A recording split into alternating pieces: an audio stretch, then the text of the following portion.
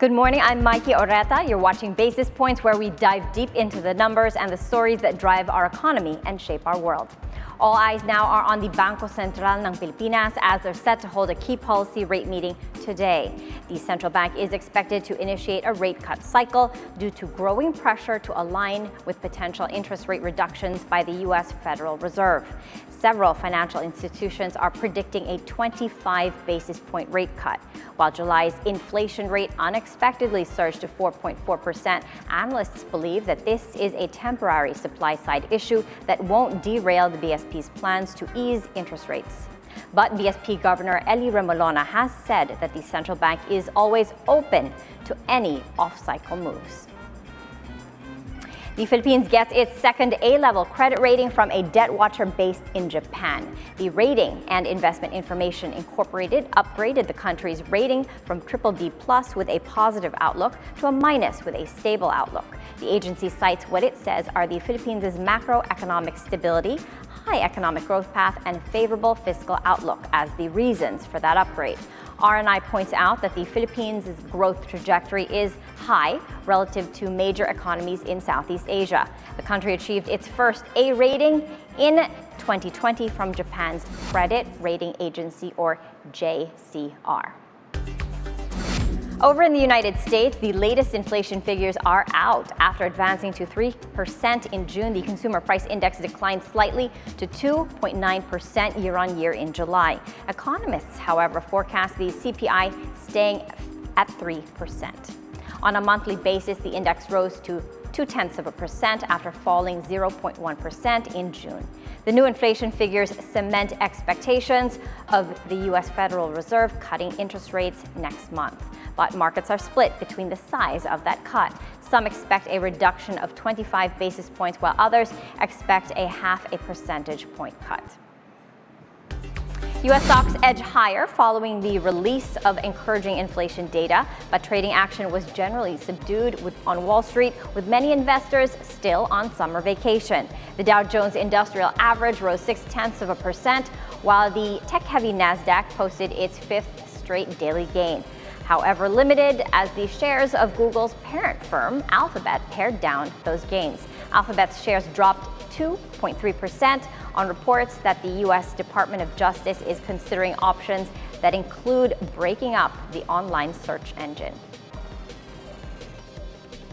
CPI report that everybody's been focused on, and so they're trading based on that.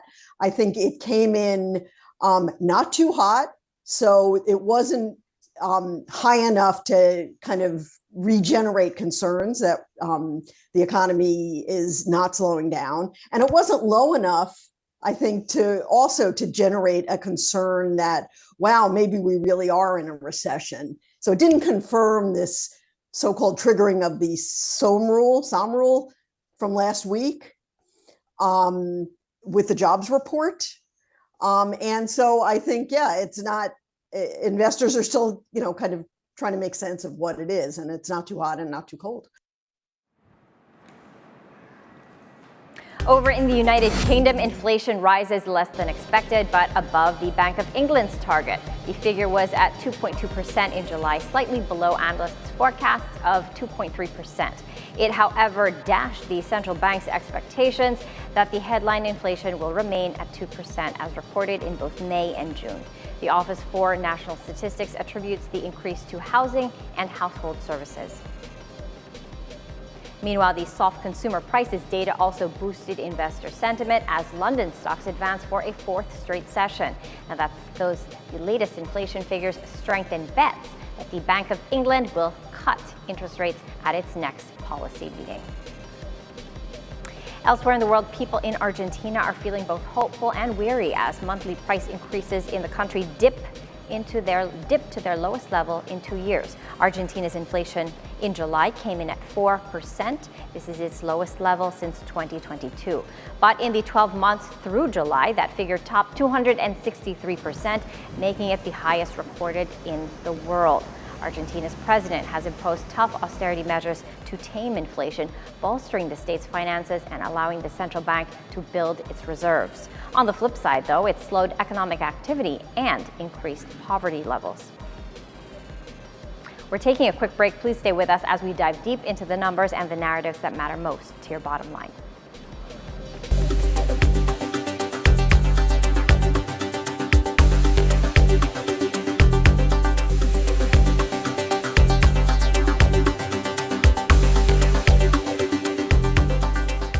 Let's take a look at the figures at the Philippine Stock Exchange. Let's see, the PSEi index is up by 0.3% to 67.27. The All Shares Index up as well, up by just 0.2% to 36.36. The financials, industrial holding firms, and services sectors are in the green, while the mining and oil and property sectors are slightly in the red.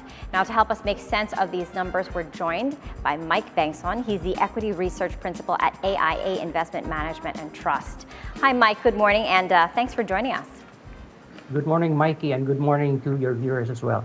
Okay, Mike, over in the U.S., July inflation came in below expectations, cooling to 2.9%. Economists are saying that this seals the deal for rate cuts by the Federal Reserve in September, and we can't be too far behind.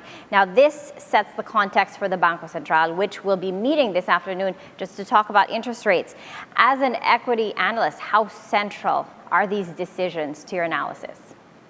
It's very central. It's very central. And in fact, policy rate movement is expected to be the key catalyst for risk assets, for the second half of the year. As you said, the Fed is widely expected to cut in September, and that could very well be the start of a policy rate cutting cycle. So I think the market is already pricing.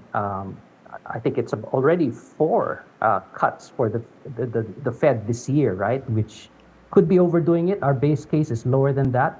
But the point is that, this is the start. This could be the start of a rate cutting cycle, which could benefit risk assets in general.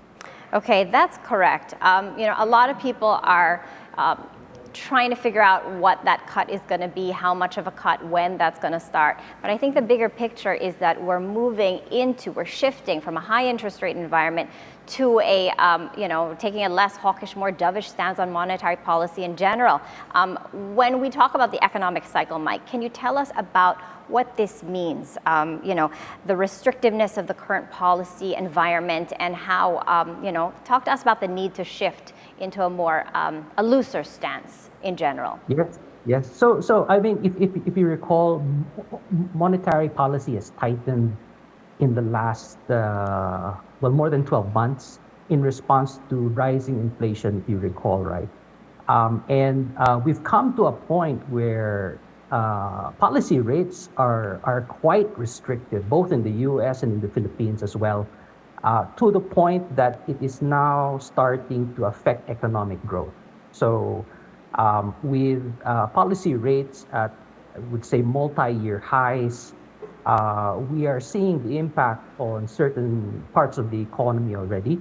And the concern is shifting more from inflation now. It's less of inflation since it's coming down to people are already are worried about employment and growth, right? So the time could be ripe at this point in the cycle to start easing, to start cutting interest rates, right? So that's the point where we are now in the cycle, and I think the odds are, and just looking at the consensus expectation, is that the Fed indeed may start cutting policy rate in September, and the BSP.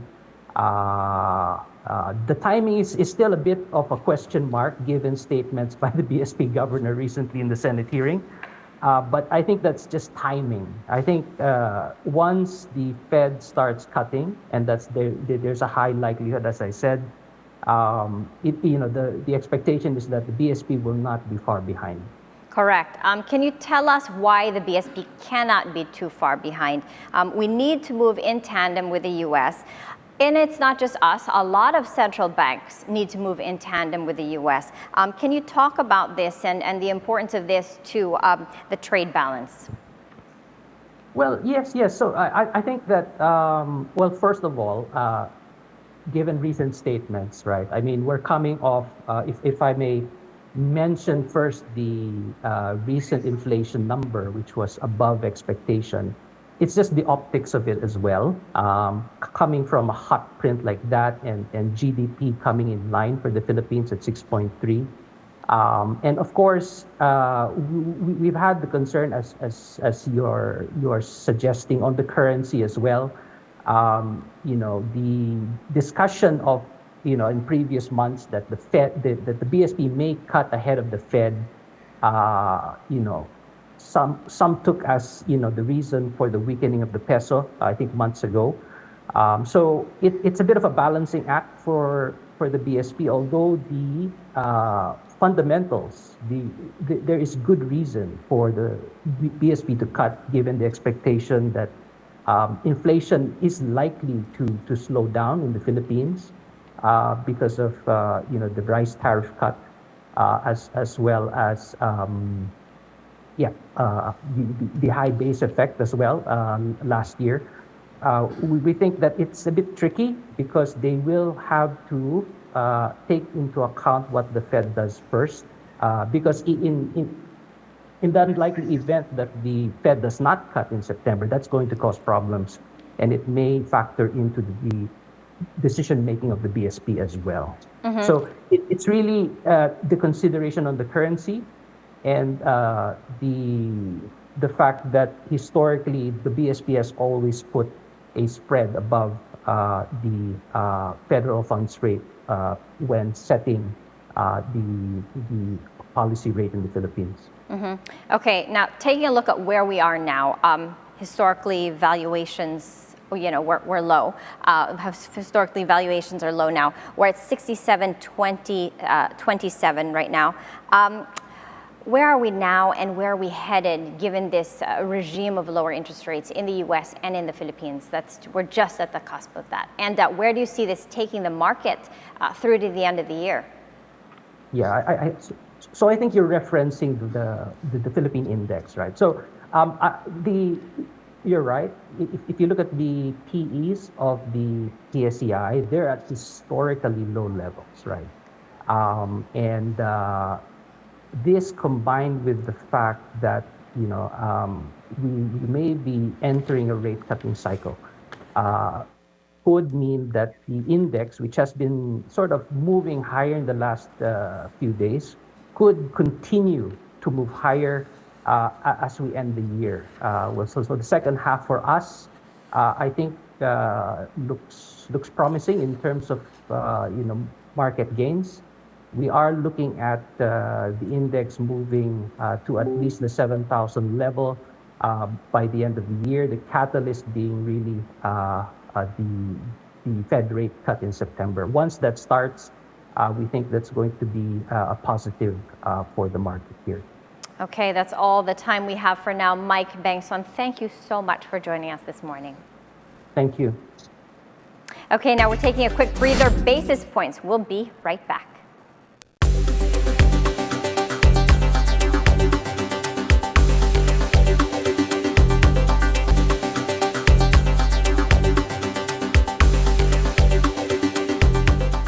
Welcome back. Onto some earnings data on the local front. Homegrown fast food giant Jollibee sees higher net earnings in the first half of 2024. The company's net income increased by 25.5% year-on-year to 5.9 billion pesos. In the second quarter alone, the Jollibee Group's net income rose 27.3% to 3.18 billion pesos. The fast food giant says this is on the back of the strong performance of its Philippine operations. Meanwhile, first half profit of net internet provider Converge ICT Solutions jumped by 23.6% to 5.3 billion pesos. That's as revenues climbed 12.4% to more than 19 billion pesos. The company credits its robust growth to gains in its residential broadband segment and to a sustained double-digit expansion in its enterprise segment. Meanwhile, the net profit of investment holding firm Alliance Global Group climbed 2% to 7.2 billion pesos in the second quarter. The firm's year-to-date net income, however, dipped by 4.8% to 8.8 billion pesos. Before we go, let's check on the business headlines in the major news websites. On Inquirer, a New York-based think tank warns that off-cycle monetary easing could create bad optics for the Philippine Central Bank. They're urging the BSP to be more patient by keeping interest rates steady today. On Business World, Finance Chief Ralph Recto says that the Maharlika Investment Corporation plans to decide on potential investments for the country's first ever sovereign wealth fund by the end of the year. And on CNBC, M&M owners Mars is acquiring Kellogg's spin-off company Kellanova for $35.9 billion, tying together some of the largest U.S. candy and snack brands. And that's it for Basis Points. I'm Maiki Oreta. Please stay tuned tomorrow for more news on the financial markets and more. Keep it here on BNC, the Bilyonaryo news channel. Executive Insights is up next.